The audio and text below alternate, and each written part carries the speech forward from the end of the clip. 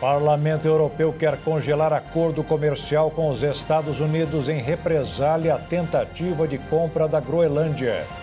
Presidente Donald Trump publica a imagem de inteligência artificial com ele fincando a bandeira americana na ilha da Dinamarca. Presidente do STF, Edson Fachin, antecipou seu retorno à corte para tentar amenizar os desgastes causados pelo caso do Banco Master. Governo tirou dinheiro do orçamento de áreas importantes da alfabetização para manter o programa Pé de Meia. A Agência Nacional de Telecomunicações autorizou o recolhimento de todos os orelhões das ruas do país. O Brasil bateu novo recorde da violência no ano passado com o registro do assassinato de 4 mulheres por dia. Jogador do São Paulo conseguiu na Copinha fazer o golaço do meio de campo que Pelé tentou na Copa do Mundo de 70. E os aplausos são para o Fusca, o primeiro veículo da maioria das famílias brasileiras que chegou aqui há exatamente 76 anos. Agora no Jornal das 22.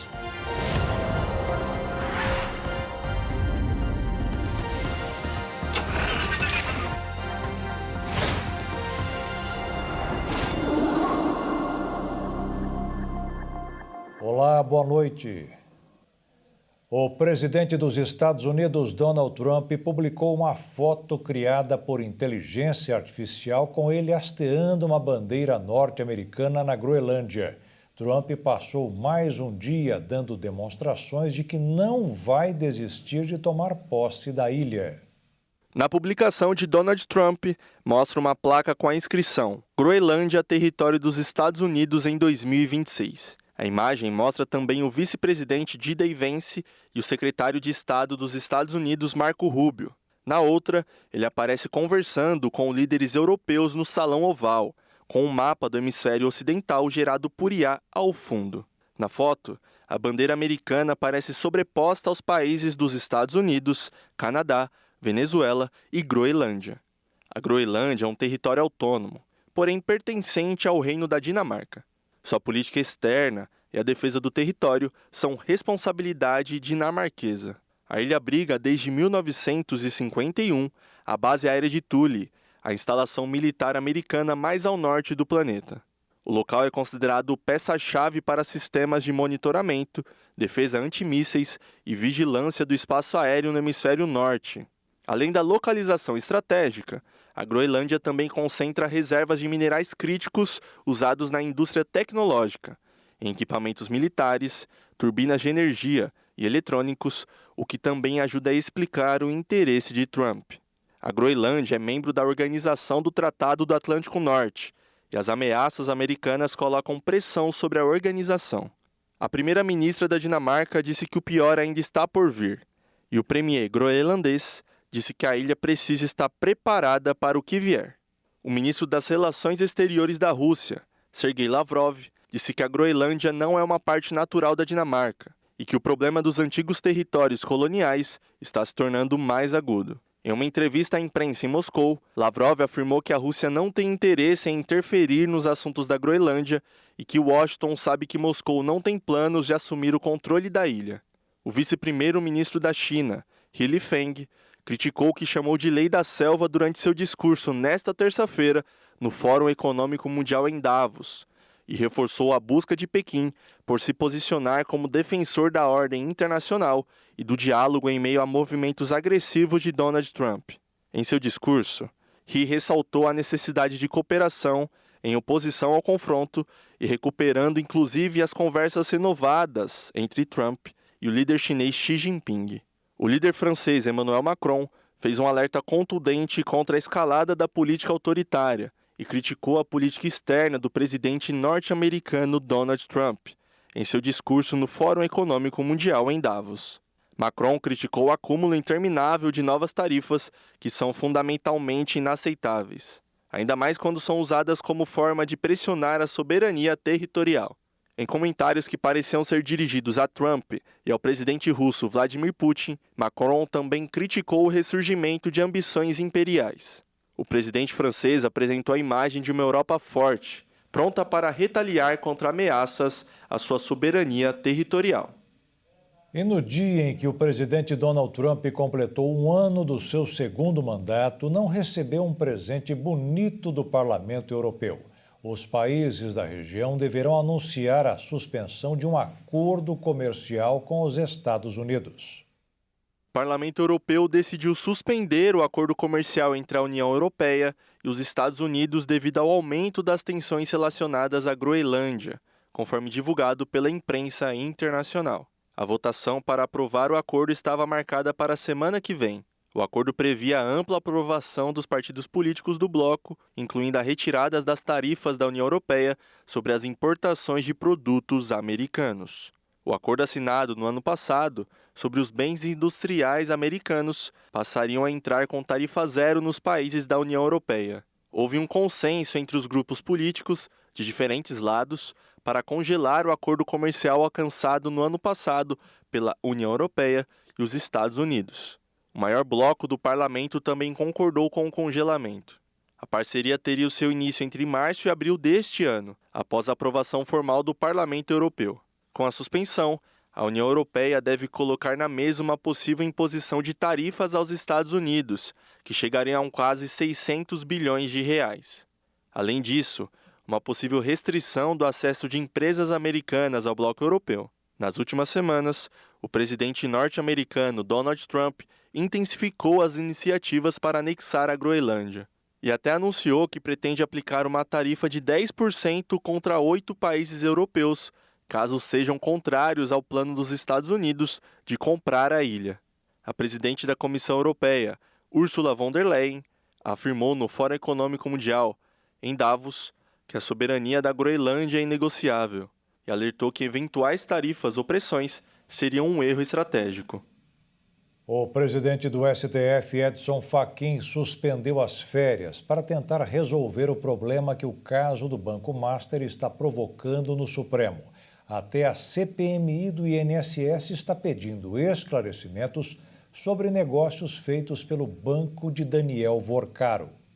Enquanto seguem as apurações sobre o Banco Master, novas frentes de investigação avançam no Congresso Nacional e no Supremo Tribunal Federal. A Polícia Federal apura suspeitas de fraudes na concessão de créditos consignados, enquanto parlamentares buscam ampliar o acesso a informações consideradas estratégicas para o esclarecimento do caso. A Comissão Parlamentar Mista de Inquérito do INSS recorreu ao ministro André Mendonça do STF para ter acesso a dados de sigilo bancário e fiscal do empresário Daniel Vorcaro, controlador do Banco Master. Esses dados estão atualmente sob custódia do presidente do Senado, Davi Alcolumbre, por determinação do ministro Dias Toffoli, relator do caso no Supremo. O objetivo da CPMI é aprofundar a investigação sobre possíveis irregularidades na oferta de crédito consignado vinculadas à instituição financeira. A comissão avalia que o acesso aos dados é essencial para compreender a extensão das operações e eventuais responsabilidades. As discussões ganharam novo fôlego após declarações do presidente do INSS, Gilberto Waller, informando que o órgão bloqueou a liberação de cerca de 2 bilhões de reais ao banco diante de indícios de irregularidades. A partir disso, a CPMI decidiu formalizar o pedido ao STF. Além da CPMI, o Senado Federal também ampliou o acompanhamento do caso. A Comissão de Assuntos Econômicos criou um grupo específico para monitorar o andamento das investigações no Supremo Tribunal Federal e no Banco Central, reunindo parlamentares da base do governo e da oposição. A iniciativa partiu do presidente da Comissão de Assuntos Econômicos, senador Renan Calheiros, que convidou integrantes de diferentes partidos para acompanhar de perto os desdobramentos do caso e as decisões das autoridades envolvidas. Em outra frente, o senador Eduardo Girão apresentou à Procuradoria-Geral da República um pedido para que seja avaliada a atuação do ministro Dias Toffoli na condução do processo.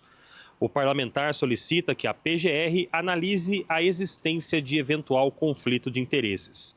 O ministro, inclusive, nega qualquer irregularidade e, segundo interlocutores, pretende seguir à frente da relatoria. O senador também afirma já ter número mínimo de assinaturas para protocolar um pedido de criação de uma CPMI exclusiva para apurar o caso do Banco Master no Senado Federal. No Supremo Tribunal Federal, o caso tem gerado debates internos. O presidente da corte, ministro Edson Fachin, antecipou o retorno a Brasília e iniciou conversas reservadas com outros ministros para ouvir avaliações sobre o momento do tribunal e os desafios institucionais em curso. Mesmo durante o recesso do judiciário, Fachin tem dialogado com ministros como Alexandre de Moraes, Gilmar Mendes, Luiz Fux, André Mendonça, Dias Toffoli, Flávio Dino e Cristiano Zanin. Segundo relatos, o objetivo é ouvir diferentes pontos de vista sem entrar no mérito dos processos em andamento. O recesso do judiciário segue até o fim de janeiro e os trabalhos do Supremo Tribunal Federal serão retomados integralmente até o dia 2 de fevereiro. Até lá, as investigações seguem em curso tanto no âmbito do STF quanto nas comissões do Congresso Nacional.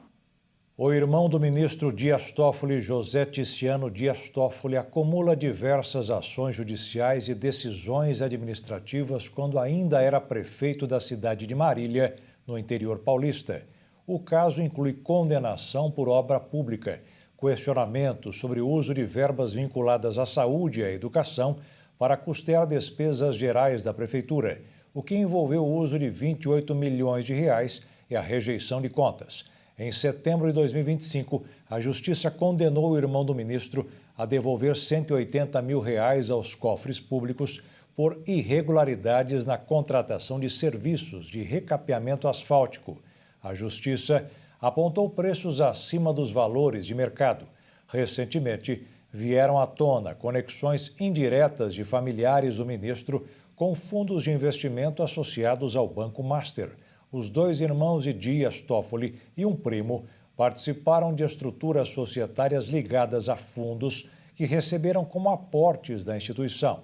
Dias Toffoli atua como relator do caso do Banco Master. O ministro concentrou a investigação na corte e determinou sigilo, sob o argumento de que um dos citados é o deputado João Carlos Bacelar, do PL da Bahia, que tem o foro por prerrogativa de função. O Ministério Público do Maranhão denunciou o prefeito de Turilândia, Paulo Curió, como sendo líder de um esquema de desvio de recursos públicos. Ele, a mulher, a vice-prefeita e mais 7 pessoas estão presos preventivamente. As investigações apontaram que, desde 2021, foram desviados 56 milhões para gastos pessoais. Eles ficaram com até 90% do dinheiro e o restante ia para os fornecedores de notas fiscais. Caberá agora à Justiça decidir se aceita a denúncia e abrir ou não um processo. A Justiça italiana deu início nesta terça-feira à audiência para o pedido de extradição da ex-deputada Carla Zambelli. Ela é considerada foragida da Justiça brasileira. A ex-deputada federal Carla Zambelli compareceu a uma nova audiência da Justiça italiana em que os juízes devem dizer se concordam ou não com o pedido de extradição de Zambelli ao Brasil. Antes da sessão desta terça-feira, a audiência havia sido adiada por 3 vezes. O Supremo Tribunal Federal ordenou em dezembro a cassação do mandato de Zambelli, revogando a decisão contrária da Câmara dos Deputados. Ela entregou uma carta de renúncia à casa 3 dias depois. Zambelli foi condenada pelo STF a 10 anos de prisão por invadir o sistema do Conselho Nacional de Justiça e fugir para a Itália após a decisão. Ela é considerada foragida da justiça brasileira. Após a prisão, Zambelli disse que quer ser julgada no país europeu e que provaria que não tem envolvimento na invasão do sistema do CNJ. A justiça italiana decidiu mantê-la presa durante o julgamento por entender que há risco de fuga. E a seguir, governo tirou dinheiro do orçamento de áreas importantes da alfabetização para manter o programa Pé de Meia. E a Agência Nacional de Telecomunicações autorizou o recolhimento de todos os orelhões das ruas do país.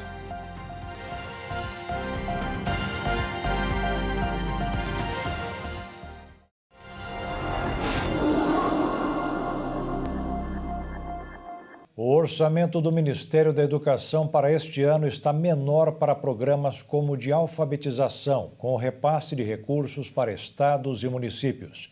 Mas o Pé de Meia não ficará sem dinheiro. O benefício que mantém os alunos na escola em troca de dinheiro está garantido. A ampliação do programa PED Meia, uma das principais vitrines do governo Lula, vem provocando um efeito colateral no orçamento do Ministério da Educação. Dados da execução orçamentária mostram queda significativa nos investimentos em políticas consideradas estruturantes, como alfabetização e educação em tempo integral. Em 2025, os gastos federais com alfabetização somaram R$ 459 milhões, uma redução de 42% em relação ao ano anterior, quando os investimentos chegaram a quase 800 milhões, já corrigidos pela inflação. A situação é ainda mais expressiva no ensino em tempo integral. Os recursos diretos do MEC para apoiar estados e municípios praticamente desapareceram no ano passado. Depois de investir mais de R$ 2 bilhões em 2023 e 2024, o valor caiu para R$ 65 milhões em 2025. A mudança ocorreu após a aprovação de uma emenda constitucional que passou a obrigar redes de ensino a utilizar recursos do Fundeb para ampliar a jornada escolar. Na prática, o MEC deixou de fazer aportes diretos e transferiu essa responsabilidade aos estados e municípios. Especialistas avaliam que essa decisão altera a lógica do Fundeb, criado para reduzir desigualdades regionais. Ao vincular recursos do fundo ao tempo integral, redes mais frágeis acabam perdendo capacidade de investimento em outras áreas essenciais. No ano passado, R$ 3 bilhões do Fundeb foram reservados para financiar o ensino integral, o equivalente a 5% da complementação da União. Desse total, R$ 2,5 bilhões já foram pagos e o restante deve ser liberado neste mês. Para entidades da área educacional, a estratégia representa uma distorção de prioridades. A campanha nacional pelo direito à educação avalia que programas estruturantes vêm sendo comprimidos para dar espaço a políticas de caráter assistencial. Segundo a entidade, áreas como alfabetização, educação de jovens e adultos, universidades federais e o programa do livro didático perderam espaço no orçamento, enquanto o PED Meia ganhou escala rapidamente. No orçamento de 2026, aprovado pelo Congresso, há novas reduções em ação, como o cronograma nacional do livro didático, que já vinha de queda no ano anterior, além de cortes em alfabetização e também nas universidades federais. Ao sancionar o orçamento, o presidente Lula vetou trechos que ampliavam emendas parlamentares numa tentativa de recompor recursos de políticas sociais atingidas durante a tramitação no Congresso. O Ministério da Educação afirma que os sistemas orçamentários ainda estão sendo atualizados e que os valores finais da pasta não estão consolidados. Segundo o MEC, o governo trabalha para recompor os recursos, suprimindo e garantindo o financiamento suficiente à educação. Criado para combater a evasão no ensino médio, o PED Meia oferece bolsas em uma espécie de poupança para estudantes de baixa renda, com valor adicional para quem participa do Enem. O programa começou em 2024 e foi ampliado para alcançar mais públicos. Com a expansão, o custo anual do PED Meia chegou a R$ 12 bilhões. Inicialmente, os valores ficariam fora do orçamento formal, mas uma decisão do Tribunal de Contas da União obrigou a inclusão do programa nas contas do MEC, aumentando a pressão fiscal. Apesar de reconhecer o potencial da iniciativa, especialistas alertam que a política sozinha não resolve as causas da evasão escolar. Estudos apontam que a maioria dos alunos que abandona a escola já acumula defasagens de aprendizagem desde o ensino fundamental. Pesquisadores afirmam que quando o financiamento de um único programa compromete grande parte dos recursos livres do Ministério, a capacidade de enfrentar outros problemas centrais da educação fica reduzida. O novo Fundeb, aprovado em 2020, ampliou a participação da União justamente para fortalecer redes mais pobres. Dados recentes mostram um avanço nesse objetivo, mas especialistas alertam que o uso excessivo do fundo para finalidades específicas pode criar novos desequilíbrios. O debate agora gira em torno de como equilibrar políticas de permanência dos estudantes com investimentos estruturantes na qualidade do ensino. Mais uma denúncia contra o careca do INSS. A Polícia Federal decidiu apurar se o lobista usou dinheiro desviado das aposentadorias para a compra de medicamentos. Ele foi acusado de tentar fechar, sem sucesso, 3 contratos milionários com o Ministério da Saúde. O lobista Antônio Carlos Camilo Antunes, o careca do INSS, apontado pela Polícia Federal como um dos principais operadores das fraudes em aposentadorias, foi recebido em reunião no Ministério da Saúde pelo menos uma vez, em janeiro do ano passado.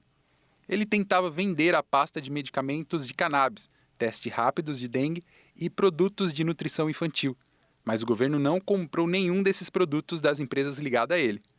A atuação do careca do INSS e de seus funcionários junto ao Ministério da Saúde está registrada em mensagens de WhatsApp e as conversas estão sob análise da Polícia Federal.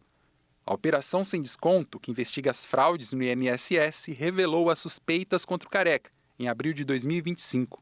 Na decisão que autorizou a fase mais recente da operação, em dezembro, o ministro do Supremo Tribunal Federal e relator do caso, André Mendonça, afirmou que o Ministério da Saúde era a nova possível área de atuação da organização criminosa. Ele mandou a Agência Nacional de Vigilância Sanitária apurar administrativamente eventuais irregularidades praticadas por servidores públicos. Uma das suspeitas é que o Careca tem usado dinheiro desviado das aposentadorias para pagar propina e estruturar empresas de sua propriedade que miravam em contratos milionários na área da saúde. O mercado financeiro do país destoou hoje do resto do mundo, onde quase tudo caiu diante das tensões provocadas pela insistência do presidente Donald Trump em ficar com a Groenlândia. Aqui a análise hoje foi a de que a situação poderá ampliar os negócios de países emergentes como o Brasil. O resultado foi uma alta de 0,3% na cotação do dólar, que terminou o dia em R$ 5,38. E a Bolsa de Valores subiu 0,87% para bater um novo recorde, aos 166.277 pontos. Muitos brasileiros estão com dificuldade para pagar as contas em dia, situação provocada principalmente pelo atual cenário econômico do país, foi apontada em novo levantamento da Serasa. A pesquisa elaborada pela Serasa Experian apontou que a pontualidade no pagamento de empréstimos pessoais da população caiu na comparação entre o segundo trimestre de 2024 e o mesmo período de 2025. As regiões Norte e Nordeste apresentaram as maiores quedas, indicando maior dificuldade para honrar esses compromissos. Em contrapartida, o Sudeste mostrou maior resiliência, com uma redução mais contida nos índices de pagamento. O cenário de maior comprometimento da renda é resultado do avanço do endividamento das famílias, somado ao patamar elevado dos juros no país. Um levantamento da Confederação Nacional do Comércio apontou que a maioria das famílias brasileiras encerraram o ano passado com algum tipo de dívida. No mesmo período, a taxa básica de juros alcançou o nível mais alto das últimas décadas, o que encareceu o crédito e dificultou a quitação dos débitos. O valor médio dos empréstimos pessoais também apresentou recuo em relação ao ano anterior. Esse movimento refletiu em uma postura mais cautelosa das instituições financeiras, que passaram a liberar créditos com valores menores como forma de reduzir riscos. A análise regional mostrou diferenças importantes. O Centro-Oeste seguiu com os empréstimos de maior valor médio, mesmo após uma redução no período. Já o Nordeste registrou os menores valores, mas se destacou por ter sido a única região com avanço na média dos empréstimos concedidos. Os orelhões, aparelhos de telefone colocados nas ruas ou em alguns locais fechados, estão com os dias contados. Fundamentais em vários momentos, como em casos de emergência, acabaram de ser aposentados pela Agência Nacional de Telecomunicações. Este mês marca o fim da era dos telefones públicos espalhados no Brasil, principalmente no estado de São Paulo. Os telefones públicos, conhecidos como orelhões, foram essenciais na década de 70 e no início dos anos 2000, sendo a única forma das pessoas se comunicarem quando estavam nas ruas. Para utilizar o serviço era necessário usar uma ficha, e com a tecnologia avançando, as fichas foram trocadas por cartões telefônicos. Eles são nostálgicos, mas hoje em dia não mostram muita funcionalidade. A Anatel autorizou a retirada de todos estes telefones espalhados no país. Muitos deles não funcionam mais. É até difícil encontrar nas ruas hoje em dia, mas os famosos orelhões vão ser retirados das ruas de todo o Brasil a partir desse mês de janeiro. A retirada começa agora no mês de janeiro, porque no ano de 2025 acabaram as concessões dos serviços de telefonia fixa das 5 empresas que foram responsáveis pelos orelhões. Com o fim dos contratos, essas empresas deixam de ter a obrigatoriedade legal de manter a infraestrutura de telefones públicos. A retirada não será imediata em todos os locais. Cidades onde não há rede de celular disponível, os orelhões ainda devem ser permitidos, mas só até 2028. Os recursos que as empresas utilizavam para manter eles agora serão redirecionados para investimentos em redes de banda larga e telefonia móvel. Há 38 mil aparelhos espalhados por todo o país, com 33 mil deles em funcionamento e 4 mil em manutenção. A retirada deles já estava acontecendo gradualmente, pela falta de uso, mas este ano a retirada será em massa. E a seguir, o Brasil bateu um novo recorde da violência no ano passado com o registro do assassinato de 4 mulheres por dia. E a Organização dos Estados Americanos apontou violações de direitos em 2 operações da Polícia Militar do governo de São Paulo.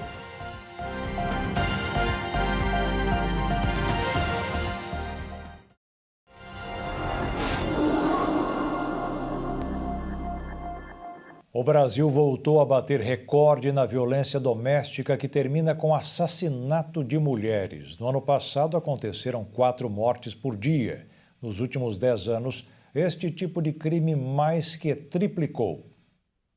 De janeiro a dezembro de 2025, foram quase 1.500 casos de feminicídios. O total superou o recorde histórico. As estatísticas foram computadas pelos governos estaduais e enviadas pelo governo federal, que fez a divulgação. Os números devem aumentar. Os dados do mês de dezembro do estado de São Paulo ainda não foram atualizados na base do governo federal. Mas mesmo sem a contagem do último mês do ano, o estado do Sudeste brasileiro terminou com mais casos, seguido de Minas Gerais e o Rio de Janeiro. Ao longo de 2025, o Brasil registrou uma série de casos de feminicídios, e alguns apresentaram a violência extrema sofrida por mulheres, muitas vezes dentro de relacionamentos marcados por ameaças, agressões e histórico de perseguição. Em São Paulo, Tainara Souza Santos, de 31 anos, morreu após quase um mês internada em estado grave, depois de ser atropelada e arrastada por mais de 1 quilômetro na Marginal Tietê pelo seu ex-ficante.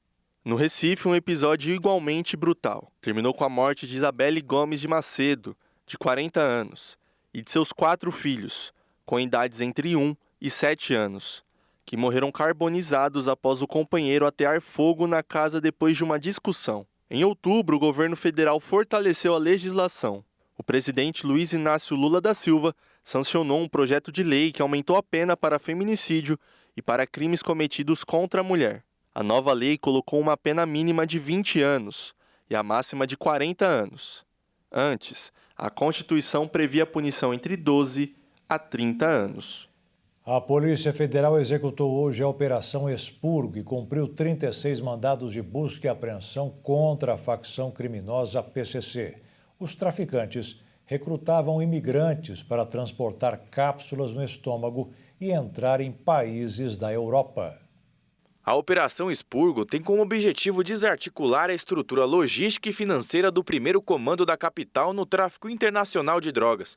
A investigação teve início em janeiro de 2025, após a prisão de 15 bolivianos por tráfico de drogas em Limeira, no interior de São Paulo. Entre os detidos estavam 2 adolescentes que usavam documentos falsos e uma mulher grávida.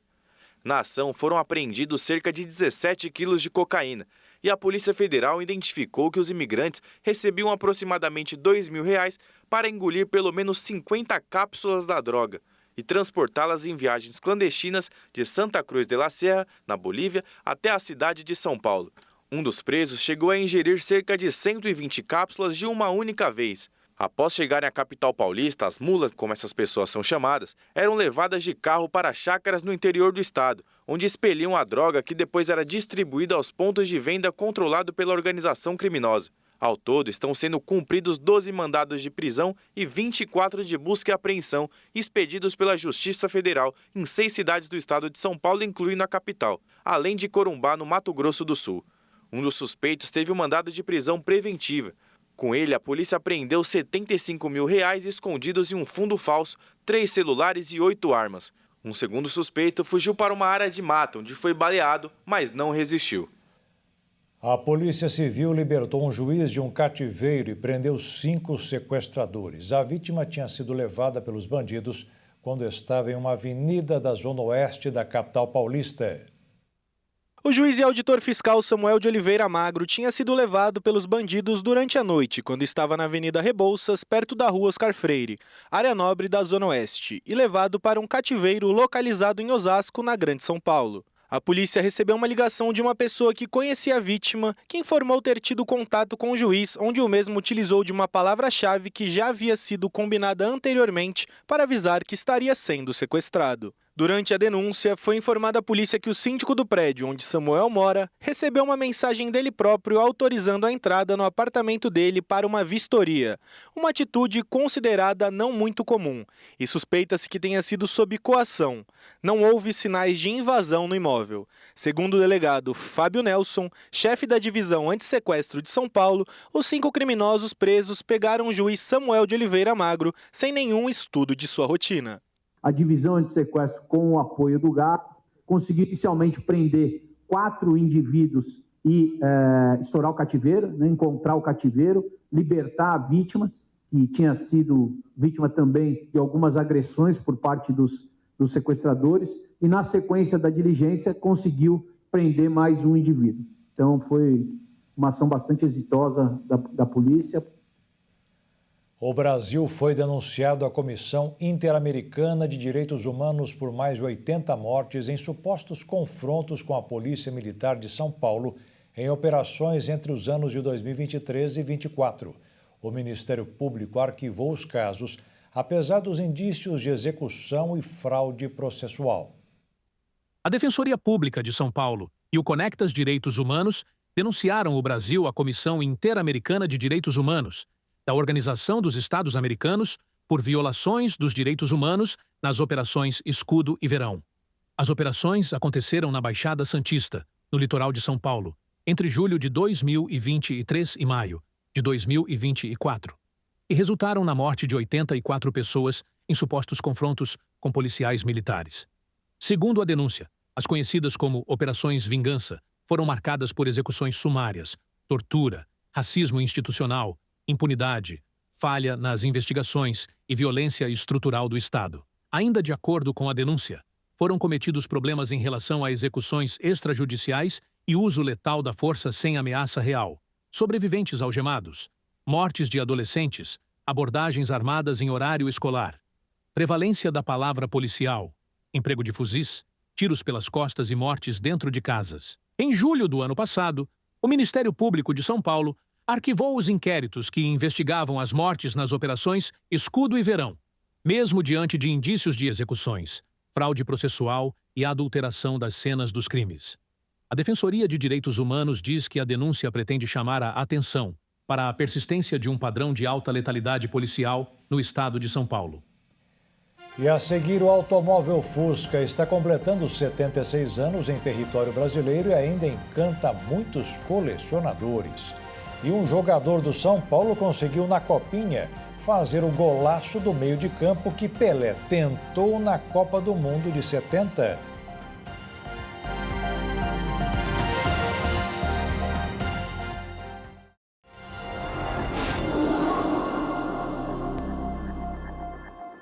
O feriado foi de chuva no Rio de Janeiro. Os temporais diminuíram, mas provocaram muitos problemas durante a madrugada. Várias regiões ficaram em estado de alerta. O tempo mudou no Rio de Janeiro e um temporal atingiu principalmente na Baixada Fluminense na noite desta segunda-feira. Duque de Caxias foi a cidade com maior acumulado de chuva e registrou 212 milímetros. Em Angra dos Reis, choveu 163 milímetros e em Mangaratiba, 154 milímetros. Diversas ruas ficaram inundadas e carros chegaram a ser arrastados no centro de Duque de Caxias. O muro da unidade do pronto atendimento do Parque Lafayette caiu. Nesta manhã, ainda chovia forte em Caxias, que seguia em estado de alerta máximo. Moradores informaram que alguns pontos da cidade estavam sem energia elétrica. A prefeitura pede que a população evite deslocamentos. Na capital também houve chuva forte e registro de bolsões d'água, que permaneciam na Avenida Brasil ao amanhecer. Uma árvore caiu no Grajaú e ao todo foram 40 bolsões d'água e 2 alagamentos registrados. Além da chuva, o Centro de Operações e Resiliência informou que a Marinha do Brasil emitiu um aviso de ressaca para a orla da cidade. As ondas podem atingir até 2,5 metros de altura. A recomendação é evitar banho de mar, esportes aquáticos, permanência em mirantes e circulação de bicicletas na orla, caso as ondas alcancem a ciclovia. Em situações de emergência no mar, o Corpo de Bombeiros deve ser acionado pelo telefone 193. Os meteorologistas alertam que as áreas do norte e noroeste fluminense podem registrar entre 200 e 400 milímetros de chuvas em apenas 5 dias. volume equivalente à média histórica de todo mês de janeiro. No restante do estado, incluindo a capital, os acumulados também podem ser significativos.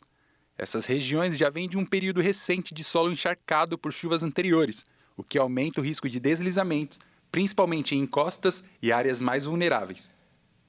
Quando o Brasil disputou a semifinal da Copa do Mundo de 1970 no México contra o Uruguai, Pelé tentou fazer um gol do meio de campo, mas não deu. Ontem deu para um jogador do São Paulo, que está disputando a Copa São Paulo de Futebol Júnior. O São Paulo se classificou para a semifinal da Copinha após vencer o Botafogo por 3-1. A partida foi quente, com muita disputa e entrega das duas partes. A torcida são paulina, aliás, deu um show à parte e compareceu em peso ao estádio para prestigiar a garotada. Com 2 gols marcados ao fim do segundo tempo, o grande destaque foi o último dos gols, um lance absurdo daqueles que Pelé não fez.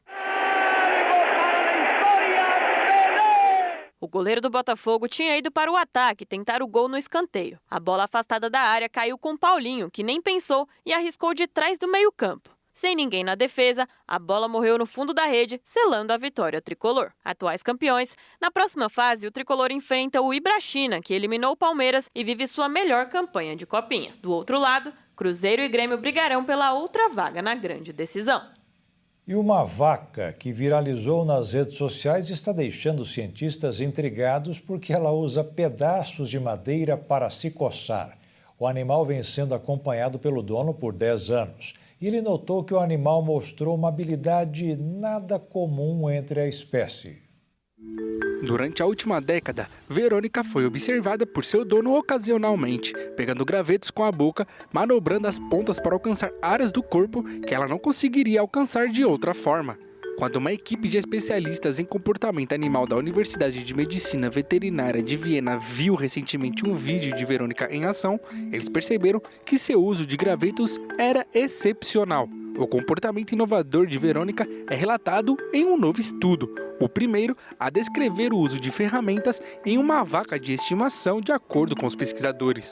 A pesquisa abre caminhos para que mais bovinos sejam observados quanto a essa característica e pode ser uma evidência de que as capacidades cognitivas dos animais da fazenda são maiores do que se pensava anteriormente. Verônica, uma vaca da raça Swiss Brown, vive em uma fazenda na pequena cidade austríaca. Ela tem tudo que uma vaca de estimação poderia sonhar, incluindo um prado verdejante e muitos vizinhos que cumprimentam quando passam. Para testar até que ponto iam as habilidades de Verônica no uso de ferramentas, os pesquisadores realizaram uma série de testes controlados, nos quais colocaram uma escova de jardim na frente da vaca em várias orientações. Cada vez que Verônica usava sua longa língua para pegar a escova, eles registravam qual extremidade ela selecionava e a região do corpo que ela visava ao se coçar. Os pesquisadores descobriram que Verônica não apenas demonstrava o uso real de ferramentas, quando uma ferramenta serve a um propósito funcional e permite que o indivíduo expanda seus próprios limites corporais,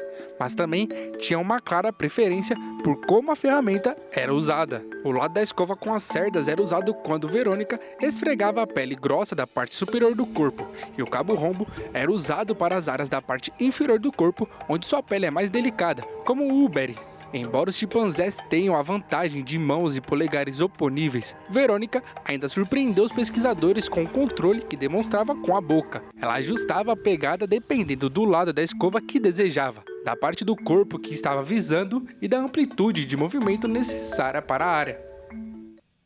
O tradicional Salão do Automóvel de Detroit, nos Estados Unidos, mudou o cardápio. Os veículos elétricos foram deixados de lado. As montadoras decidiram investir em novos modelos com motores a combustão. Em tempos onde os elétricos dominam os mercados automotivos, o Salão de Detroit, nos Estados Unidos, recebeu o público com algumas novidades.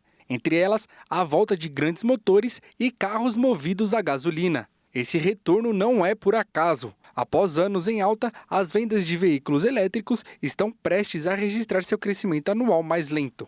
Inclusive, a China já sinaliza que essa tendência se cumpra, com as montadoras no país asiático lançando opções híbridas de carros já conhecidos para os mercados internos e externos. Além disso, no fim do ano passado, o governo dos Estados Unidos encerrou os incentivos tributários aos carros elétricos no país. Outro fator fundamental para esse retorno é que o presidente dos Estados Unidos, Donald Trump, nunca simpatizou com os incentivos fiscais aos veículos completamente elétricos. Um dos grandes propulsores da volta aos velhos tempos é a escolha do novo Dodge Charger como carro do ano no mercado americano, premiação divulgada no Salão de Detroit. O carro é equipado com um motor 5.2 V8, que significa um motor de alto desempenho com 8 cilindros em formato V, por isso a classificação V8. Além disso, a potência do carro é algo que se chama atenção. Ela não foi revelada, mas especialistas afirmam que supera 600 cavalos com tranquilidade. A escolha como carro do ano aconteceu justamente por ele ter deixado a bateria para dar lugar à gasolina. Apesar de não serem os protagonistas no salão, os carros elétricos tiveram seus espaços de destaques, ainda que em tamanho muito menor comparado às últimas edições. Os únicos protótipos deles são da General Motors, que recentemente anunciou que encerraria a produção de carro a combustão até 2035. Contudo, a empresa voltou atrás e ainda não definiu um novo prazo. A volta dos carros movidos a gasolina ainda está restrita ao mercado americano, mas os amantes desses modelos olham com atenção e com esperança de que isso se expanda para outros países. E hoje é comemorado o Dia Nacional de um dos maiores clássicos da história da indústria automotiva do Brasil. O Fusca fez parte da vida de muitos brasileiros entre as décadas de 60 e 80. Ele foi o primeiro carro popular e ainda hoje está nas ruas e na inspiração de muitos colecionadores. O Fusca completa 76 anos de história no Brasil, consolidando-se como um ícone da indústria e da memória afetiva do país. Conhecido por sua simplicidade, durabilidade e acessibilidade, o modelo segue presente nas ruas e coleções, provando que nem sempre o novo é sinônimo de melhor. Chegado ao Brasil em 1950, o Volkswagen Sedan começou a ser produzido oficialmente em 1959 na Fábrica Anchieta, em São Bernardo do Campo, na Grande São Paulo. Antes disso, os primeiros modelos foram montados em um galpão no bairro do Ipiranga, na capital paulista, marcando o início de uma trajetória que geraria mais de 3 milhões de unidades no país. O Fusca rapidamente se tornou o carro do povo, ocupando o topo das vendas por 23 anos e conquistando famílias, trabalhadores e frotas. Sua mecânica simples, motor traseiro refrigerado a ar, câmbio manual e tração traseira, permitia manutenção fácil e baixo custo, um diferencial que garantiu sua longevidade. Em 1986, o modelo saiu de linha para dar espaço a novos carros populares, mas a despedida não apagou sua presença cultural. Ícone do cinema e do humor, continuou como carro de uso cotidiano e paixão de colecionadores, mantendo uma base sólida de quase 2 milhões de Fuscas circulando no país, segundo o Denatran. A retomada da produção ocorreu entre 1993 e 1996, com o Fusca Itamar, homenagem ao presidente Itamar Franco, que solicitou seu retorno para gerar empregos e atender à demanda popular. A fase final da produção nacional foi marcada pela série Ouro, com 1.368 unidades especiais que celebraram o encerramento da linha. O Fusca também ganhou versões internacionais modernas, como o New Beetle e o novo Fusca, que rodaram no Brasil até 2010, trazendo nostalgia com design atualizado. O Dia Nacional do Fusca, celebrado em 20 de janeiro, nasceu em 1989, por iniciativa de entusiastas e do Sedan Clube do Brasil, sem ligação com datas de produção. A data funciona como feriado afetivo, reunindo apaixonados que preservam e mantêm os modelos em circulações e coleções, incluindo 650 mil unidades só em São Paulo. E o Jornal das 22 termina aqui. Uma boa noite para você e fique na paz. Tchau.